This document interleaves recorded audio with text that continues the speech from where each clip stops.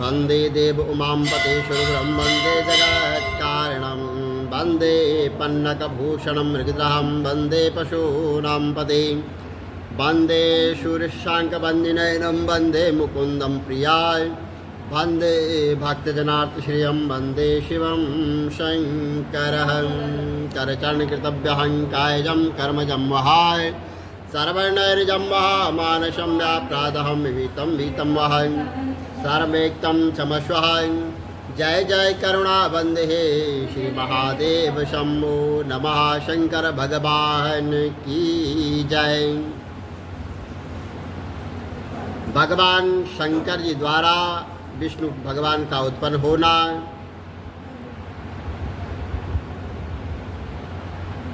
तुम सबसे पहले जो है कार्य साधना के लिए दृढ़ता से जो है तप करो। और ऐसा कहकर भगवान शंकर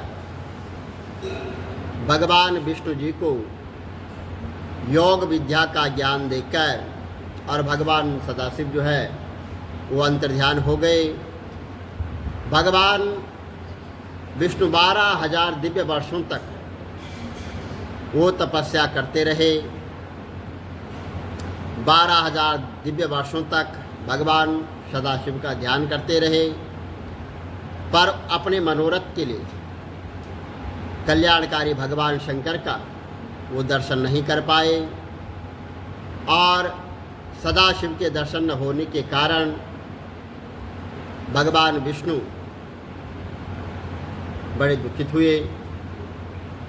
तब जो है जब वे उदास हुए तो आकाशवाणी हुई कि हे विष्णु, तुम अभी जो है तप करो, तुम्हें इतनी जल्दी हमारा दर्शन नहीं होगा। ये ऐसा सुनकर जो है भगवान विष्णु दोबारा तप के लिए वहाँ पर बैठ गए। भगवान विष्णु जी तप के बीच में भगवान सदाशिव की माया से भगवान विष्णु के शरीर से अनेक प्रकार की जलधाराएं वहाँ पर बहने लग गई।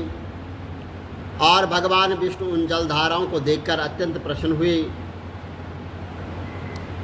और चारों तरफ देखकर जल ही जल हो गया।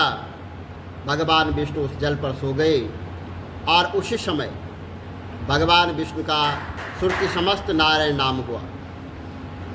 उस समय इस संसार में भगवान विष्णु के अतिरिक्त और कोई नहीं था और भगवान विष्णु जी से सब तत्वों की उत्पत्ति हुई और उनका विस्तार हुआ।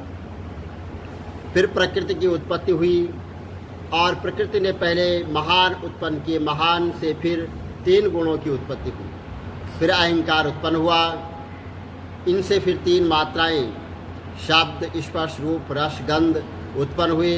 इसके पश्चात जो है उससे पंचभूत पृथ्वी वायु जल आकाश प्रकट हुई और नेत्र कान नाक जिह्वा तत्व इंद्रिया ज्ञानेन्द्रिया उत्पन्न हुई। इस प्रकार उपस्थ वह कर्म इंद्रिया उत्पन्न हुई। इस प्रकार जो है पुरुष की बिना प्रकृति का यहाँ सब जड़ रूप कार्य हुआ।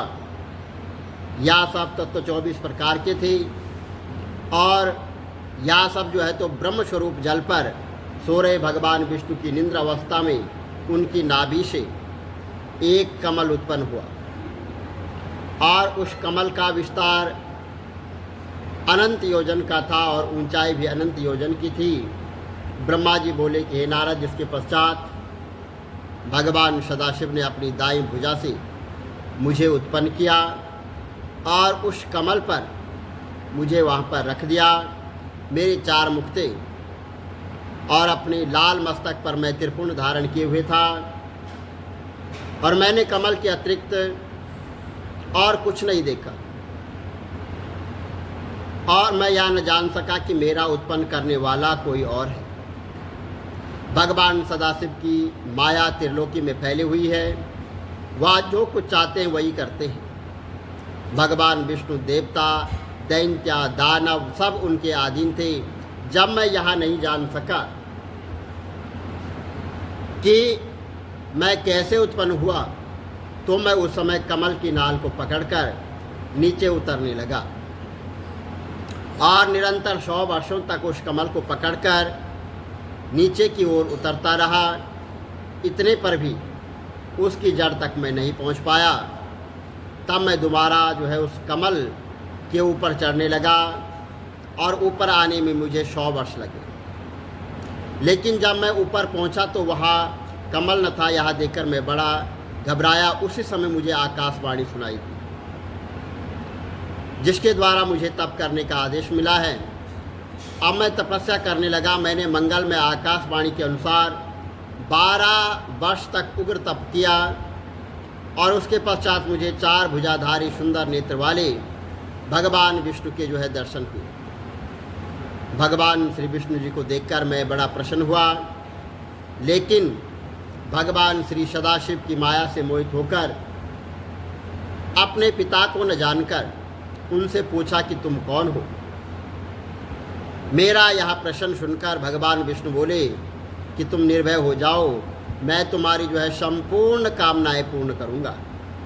हे नारद, उनकी बात सुनकर रजोगुण से विरोध मानकर मैंने उनसे कहा कि क्या तुम नहीं जानते कि मैं सबके संहार का कारण हूँ? तुम मुझ पर तो ऐसा शासन कर रहे हो जैसे कि तुम मुझे अपना शिष्य मानते हो। मैं साक्षात जगत का कर्ता और प्राकृतिक का प्रवर्तक सनातन हूँ। आज विष्णु से उत्पन्न होने वाला और विश्व की आत्मा ब्रह्मा हूँ। वेदों से मुझे स्वयं भूस्वरट परम श्रेष्ठ कहते हैं। ब्रह्मा जी बोले कि नारद, जब मैंने ऐसा कहा तो भगवान विष्णु क्रोध में भरकर मुझसे कहने लगे कि इस प्रकार की मूर्खता की बातें आपके करने योग्य नहीं है। फिर सबको नष्ट करने वाला भी मैं ही हूँ और निर्दोष नारायण जगन्नाथ मेरे ही नाम है। तुम मेरी माया से ही, मेरी माया के अधीन होकर ऐसा कह रहे हो, क्योंकि यह सारा संसार माया के अधीन है। मैंने ही वेदों को बनाया है और मैंने ही कमल नाल से तुमको उत्पन्न किया है। मुझसे तुम और श्रेष्ठ दूसरा कोई नहीं है। तुम अपने नाम पर इतना अहंकार न करो। अतः सत्य बोलने के लिए योग्य बातें बोलो। जिस प्रकार अंधा अपनी आंखों का निर्धन अपने धन का वर्णन करता है, उसी तरह तुम भी अपने नामों की बड़ाई कर रहे हो। और यदि तुम मेरा पूजन न करोगे तो तुम्हारा कल्याण नहीं होगा। भगवान विष्णु की बात सुनकर, अहंकार पूर्ण बातें सुनकर मुझे हंसी आने लग गई और इतना क्रोध आया कि मैंने भगवान विष्णु को अपना शत्रु मैं समझने लग गया और उनसे कहा कि आप मुझे बार बार गुरु की भांति जो है जो उपदेश क्यों दे रहे हो? आप अपने आप को वेद पाठी कहते हैं, मगर मैं समझता हूँ कि आप जो है वेदों का नाम तक भी नहीं जानते हो। आपका यह क्रोध सर्वथा व्यर्थ है। और इस बात को लेकर मेरे और भगवान विष्णु के बीच बड़ा भारी शब्द युद्ध हुआ। भगवान सदाशिव की माया से मोहित होकर हम दोनों ही अपने आप को श्रेष्ठ मानते रहे और इसमें शंका और संदेह करने की कोई बात नहीं, क्योंकि भगवान सदाशिव की ऐसी ही माया है। ब्रह्मा जी ने कहा कि नारद, मेरे और भगवान विष्णु के इस शब्द युद्ध को देखकर भगवान सदाशिव वहाँ पर प्रकट हो गए, लेकिन वह प्रकट हुए एक तेज पुंज के रूप में। और उस तेज पुंज को देखकर हम दोनों का युद्ध रुक गया। भगवान विष्णु भयभीत होकर कहने लगे कि ब्राह्मण, यह तेज कहाँ से प्रकट हुआ है? और जो इस बात का पता लगा सके वही सबका स्वामी है। मुझे तो यह आदि अंत से रहित मालूम होता है। अतः हम दोनों इसका पता लगाते हैं। तुम ऊपर के लोकों में खोज करो और मैं नीचे के लोकों में जाता हूँ। भगवान विष्णु की ऐसी बातें सुनकर मैं अहंकार में भरकर उनके कहने के अनुसार पता लगाने के लिए चल पड़ा। लेकिन यह एक मानी हुई बात है कि जो काम अहंकार के साथ किया जाता है वह कभी पूरा नहीं होता है। आपत्ति सुख और शांति को भी नष्ट कर देता है। रावण और वरासुर इत्यादि अहंकार के कारण तो नष्ट हुए हैं, बस अहंकार त्यागे बिना कोई भी काम पूरा नहीं होता है। भगवान विष्णु भी स्वयं शुक्र का रूप धारण करके पाताल लोक को चले गए और उसी दिन से संसार में सफ़ेद शुक्र प्रसिद्ध हुए। मेरे और भगवान विष्णु के इस चरित्र लोक के बड़े सुख और ऐश्वर्य को प्राप्त करता है और भगवान विष्णु दिव्य सहस्त्र वर्ष तक उस ज्योतिपुंज का आदि से और अंत तक खोजते रहे, परंतु उसे न पा सके और दोनों जो है वापस लौट के आ गए। किंतु जिस स्थान से चले थे उसको भी न पा सके और उस स्थान को खोजने में भी हमको दिव्य हजारों वर्ष, सहस्त्रों वर्ष वहाँ पर लग गए। तब मैंने सोचा कि जो मुझको उत्पन्न करने वाला कोई और ही शक्तिमान पुरुष है। यह विचार उठते ही उस ज्योतिपुंज के पास आ गए और मूर्खता के कारण उत्पन्न हुई शत्रुता का त्याग कर दिया। और उसी समय आकाशवाणी हुई, तुम दोनों ही योग करो। आकाशवाणी सुनकर हम दोनों योग करने लग गए और दिव्य ज्योति को संबोधित करके प्रार्थना की कि हे प्रभु, आप शीघ्र ही हमें अपना वास्तविक रूप जो है वो दिखाएं। हमारी इस प्रार्थना के सुनने के पश्चात भगवान शिव की गंभीर वाणी सुनाई दी, ओम ओम।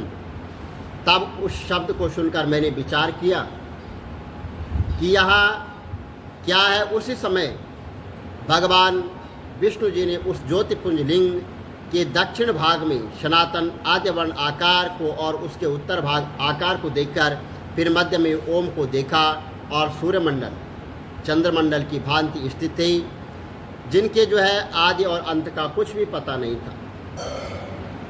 यह सत्य, आनंद और पार ब्रह्मा प्रायण दृष्टिगोचर रहा और इस बात का विचार कर रहे थे कि हम इसके नीचे तथा ऊपर जाकर आदि और अंत का पता लगाएं कि यहाँ एक परम ऋषि का आविर्भाव हो गया है।